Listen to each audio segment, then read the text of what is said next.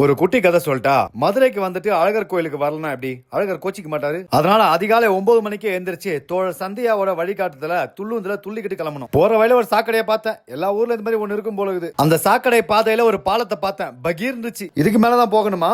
எப்படியா மக்கள் இது மாதிரி நம்பி போறாங்க? இந்த மதுரை மாநகரத்தை கடந்ததுக்கு அப்புறம் இந்த காட்சியே வேற மாதிரி ஆயிடுச்சு. இது என்ன மதுரையா இல்ல வேற ஊரா அப்படின்ற மாதிரி இருந்தது. இந்த மாதிரி பயணம் அப்படின்னால எங்க 2 பேருக்குமே ஆனந்த தாண்டவம் ஆயிடும். ஜம்முன்னு போயிட்டு இருந்தோம். கொஞ்ச நேரத்துல அழகர் கோயிலோட நுழைவு வாயில் வந்துச்சு. எனக்கு முதல் முறை அப்படின்றதால எல்லாமே எனக்கு புதுசா தெரிஞ்சது. நல்ல கூட்டம்பா, நிறைய பக்தர்கள் இருந்தாங்க. நாங்க போய் வண்டியை நிறுத்திட்டு அப்படியே நடந்து போனா அந்த கோபுரம் அழகா தெரிஞ்சது. அந்த கோயில் வாசல்ல ஒரு தேங்காய் பூ வித்துட்டு இருந்தாங்க. நமக்கு இந்த தேங்காய் பூ இளநீர் மேல இனம் புரியாத ஒரு காதல். அதனால ஒரு தேங்காய் பூவை வாங்கி 3 பேரும் பிரிச்சு சாப்பிட்டோம். ரொம்ப அற்புதமா இருந்துச்சு. அப்படி சாப்பிட்டு இருக்கும் போதுதான் ஒரு திருநங்கை வந்து நம்ம கிட்ட பேசினாங்க. அவங்க என்னோட ரசிகையா, என்னோட குட்டி கதை எல்லாமே பாப்பாங்களாம். ரொம்ப விருப்பமா அவங்களுக்கு அப்படின்னு சொல்லிட்டு நாங்க 2 பேரும் சேர்ந்து படம் பிடிச்சிக்கிட்டோம். இன்னொரு திருநங்கையும் கூட இருந்தாங்க. அவங்க கூட சேர்ந்து படம் பிடிச்சிக்கிட்டோம். அப்புறம் அந்த இரண்யன் கோட்டை வாயில கடந்து போறப்போ அங்க பஜனைலாம் பாடிட்டு இருந்தாங்க. கோவிந்தா அரே கோவிந்தா கிருஷ்ணகரமணா கோவிந்தா. முதலாளிய பார்க்க போறதுக்கு முன்னாடி காவலாளிய பார்த்துட்டு போகணும்ல, அந்த மாதிரி அழகரை பார்க்கறதுக்கு முன்னாடி கருப்பண்ணசாமியை பார்த்துட்டு போனோமாம்ல, அதுதான் இங்க ஐதீகமா. அடேங்கப்பா, எம்புட்டு பெரிய அருவாளு.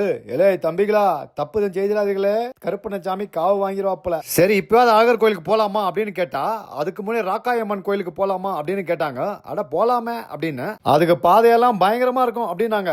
தம்பி, ஊருக்குள்ள போய் கேட்டு பாருங்க, நாங்க பயங்கரத்துக்கே பயத்தை காட்டுவோம்ல அப்படின்னு நடந்து போனோம். அருஞ்செயல் புரியறதுக்கு அஞ்சா நெஞ்சமோ காப்பாத்துறதுக்கு கருப்பண்ணசாமி இருக்கும்போது நமக்கு என்னப்பா பயம் அப்படின்னு நடந்து போனோம். நம்மளால சாகசம் பண்ண போறதுக்கு முன்னாடி பொறுப்பு தரப்பெல்லாம் போட்டுருவா போல. என்னமோ மலை மேல குதிக்கிற மாதிரி தம்மா துண்டு தண்ணி மேல நடக்குது. என்ன பண்றான் பாத்தீங்களா? இந்த பாதையில ஒரு சிறப்பு அம்சம் என்னன்னா இந்த தண்ணி தான். இந்த ஓடை தண்ணி ஓடுற சத்தமும் அந்த இயற்கை சூழலும் ரொம்ப ரம்பியமா இருந்தது. சுமனங்காச்சும் கோயிலுக்கு வந்த நாங்க இப்படி சிறப்பான ஒரு அனுபவம் கிடைக்கும் நாங்க எதிர்பார்க்கவே இல்லை. இது தோழி சந்தியாக்கு தான் நன்றியை சொல்லணும். அவங்க மட்டும் இல்லைன்னா இந்த கோயிலுக்கு மட்டும் நாங்க வந்து போயிட்டு இருப்போம். இந்த அனுபவம் கிடைச்சிருக்காது. இன்னும் நிறைய சுவாரஸ்யமான அனுபவங்கள் இருக்குது. அடுத்த குட்டி கதையில சொல்றேன்.